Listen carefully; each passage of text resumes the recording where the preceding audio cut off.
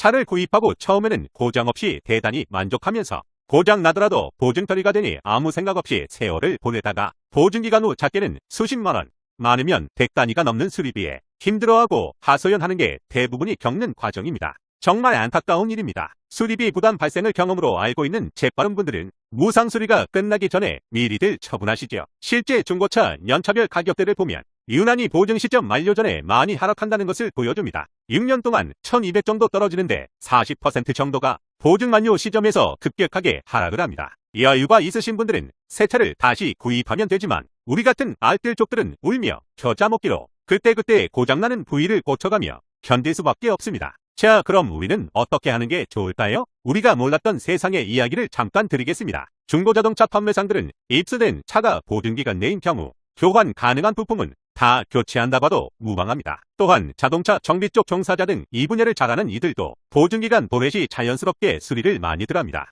하자가 있는 부분이야 당연한 것이고 약간의 스크래치로 눈에 거슬리는 내외장 부품도 교체하는 경우도 있다는 사실입니다. 게다가 스캐너로 돌려봐도 무난하고 겉으로 보기엔 정상 작동하는 기능 부품들도 교체하기도 합니다. 고장나지 않은 부품을 새 것으로 교체한다는 게 놀랍지 않나요? 우리 같은 일반인들도 정말 가능할까요? 정비기사들은 몇 안 되는 차종을 수년간 반복 작업을 해왔기 때문에 그 경험치로 특정 부품들의 부품 교체 빈도수를 대충은 알고 있습니다. 그 부품의 교환 주기, 즉 부품의 수명을 알고 있다는 뜻이죠. 대상 차량의 운행거리와 부품의 내구성을 짐작하여 조만간 고장이 예상되는 것을 미리 교체할 수 있다는 것입니다. 하지만 이것이 일반 고객들에게 해당되는 얘기는 아닙니다. 마치 남대문 도매시장에서 장사꾼끼리는 굳이 내색을 안 해도 서로 알아보고 일반 손님과는 차별화된 낮은 가격으로 물건을 거래하는 것과 같은 이치죠. 아는 사람들만 누리는 혜택이라 볼 수 있습니다. 만약 일반 고객이 장사꾼 흉내를 내본다면 어떨까요? 하지만 보통 사람들은 시도해볼 엄두조차 안 내겠죠. 그래서 준비한 게 이 영상입니다. 뭘 외우고 공부하는 게 아니라 그냥 가볍게 듣고 이해하시면 그 해답이 별것이 아니었음을 아시게 될 거고 도입 후에 언급한 그런 차량 수리를 할 수 있을 겁니다. 마땅한 어이가 없어 우리의 목적인 이것을 예방정비라 하겠습니다. 일반적으로 알려져 있는 점검 차원의 예방정비가 아니고 더 포괄적인 의미이니 오해 없으시기 바랍니다. 일반적으로는 망가지거나 차량이 멈추어야 수리한다는 게 상식이기 때문에 미리 하자를 예견해서 교체를 요구하는 고객도 없을 뿐더러 요청도 없는데 굳이 교체를 해주는 정비사도 없겠죠. 무상수리는 깨어낸 고품을 버리지 않고 따로 관리해야 하고 간단한 서류 업무도 병행하니까 일반 수리보단 손이 한 번 더 가죠. 특히 드물게 큰 규모의 부품업체는 자체적으로 고품을 테스트하여 해당 부품의 무상 교체를 불인정할 때도 있습니다. 자, 그럼 본론으로 들어가서 보증기간에는 잘 망가지지 않는데 어떻게 해야 할까요? 제작사 입장에서 보면 예민한 부분이라 우회적인 사례로 표현하니 의미를 잘 유추해서 응용 바랍니다. 모든 회사의 보증 규정 제1원칙은 일반 소모품은 무상수리 안되고 고객 본인의 과실이나 소모품을 제때 교환하지 못해 발생한 하자, 튜닝 등 인위적 변경에 의한 하자는 무상수리가 안된다는 것입니다. 또한 이번 영상에서 강조하는 예방정비의 수리도 안된다는 것입니다. 하지만 보증수리 규정에 반함에도 불구하고 될 수도 있는 극단적인 사례를 들어보겠습니다. 어려운 경우를 예를 드는 이유는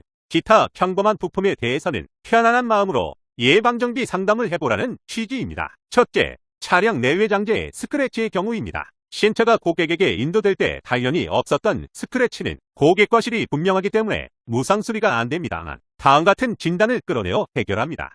형상불량으로 차체와의 갭 형성되어 있음, 그에 따라 떨림 및 소음이 발생하여 부품 교환 필요, 교환 수리의 원인을 스크래치가 아닌 형상불량이나 뒤틀림으로 유도해 해결하는 방법입니다. 플라스틱 제품은 같은 금형에서 찍어 나왔더라도 크기가 크거나 길수록 생산 공정이나 보관 방법에 따라 약간의 변형이 생길 수 있고 철판으로 된 차체도 100% 완벽할 수 없기에 서로 아기가 안 맞으면 시간이 지나면서 벌어질 수 있습니다. 여기서 독자분들은 의문이 들 겁니다. 실제는 문짝과 가니쉬가 들뜸이 없는 상황에서 어떻게 저런 진단이 나올 수 있는지 해답은 본 그림에 있습니다. 선 작업 후에 보고라서 작업 후 떼어낸 고품으로는 당초에 문짝과 들뜸이 있었다는 여부를 알 수 없는 것입니다. 진실은 작업한 정비기사와 그 차량의 차주만이 아는 것이죠. 두 번째는 마모된 휠디스크, 브레이크 패드와의 마찰로 제동을 해주는 부품입니다. 당연히 소모품이라 보증수리 안되며 수리비 수십만 원씩 합니다. 이것은 이렇게 해결합니다. 디스크 이상 마모 발생으로 인해 차량의 진동 및 떨림 발생. 사실 소모품인 디스크의 경우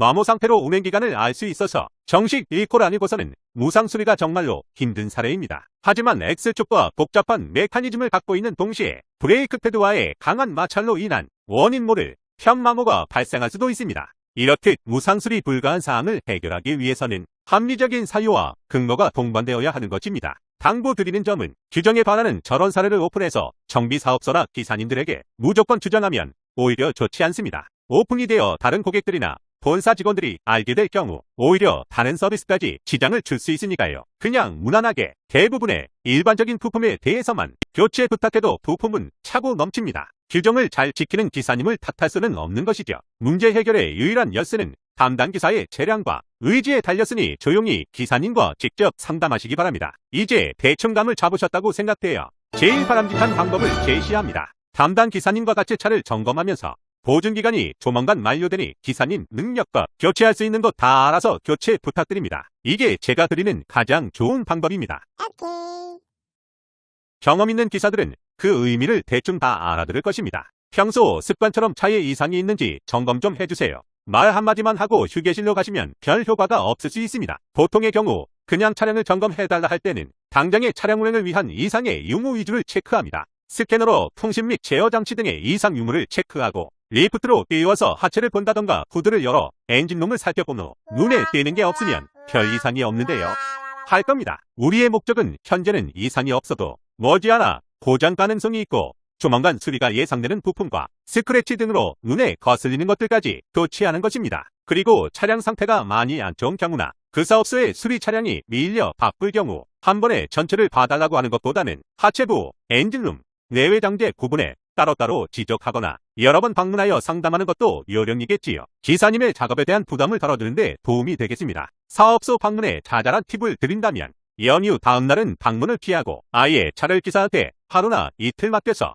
여유 있을 때 의심스러운 부품을 다 갈아달라고 하는 방법도 좋겠습니다. 사실 교체한다고 담당 기사에게 직접적인 이익은 없고 퇴근 시간만 늦어질 수 있는 귀찮은 것입니다. 고객도 당장엔 별 문제 없는 상황에서 교체를 받아야 하는 입장이라 억지주장보다는 좋은 관계 유지가 필요합니다. 음료수나 담배 정도의 작은 성의도 좋습니다. 팁을 좀 더 드리자면 2에서 3인이 운영하는 경정비 업체가 아닌 사고차 수리까지 겸하고 있는 정비 사업소에 가십시오. 그리고 직영보다는 법인 사업소가 좀 더 매출에 적극적이라 상담이 수월합니다. 법인 사업소에서 무상 수리받기가 보다 유리한 이유를 알아보겠습니다. 직영 사업소는 사업소의 매출이 본사 매출 자체여서 그 비중도 미미하고 운영에 별다른 영향을 미치지 않습니다. 오히려 보증 매출이 증가는 곧 본사의 손실이기 때문에 정비 담당 직원들의 숫자적인 매출 성과만이 있을 뿐입니다. 직영 사업소가 체계적인 교육 등으로 고객 응대 예절은 상대적으로 우수할 수 있지만 반대로 규정에 반하는 무상수리는 단호하게 거부될 수 있습니다. 반면에 개인들이 주주로서 운영하는 법인 사업소는 보증수리 매출 자체가 그대로 현금이라 사고차 보험수리 매출 다음으로 중요합니다.